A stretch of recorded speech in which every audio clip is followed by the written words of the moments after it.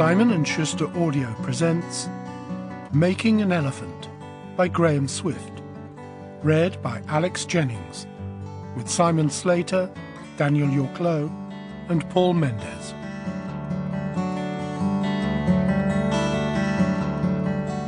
Introduction.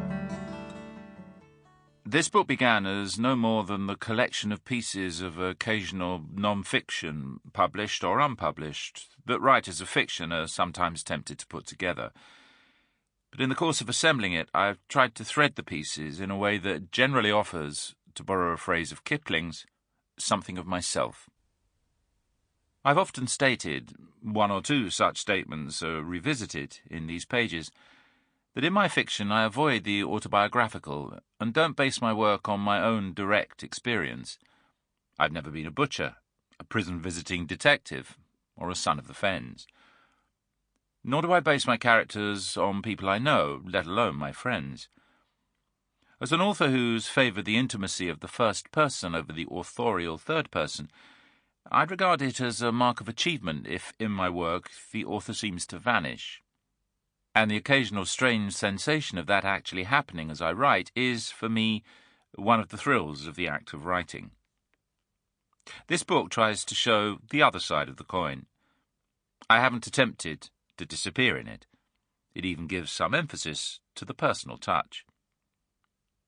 It's true that in a fundamental sense, all fiction writing is autobiographical, since where else does it come from but from within the author?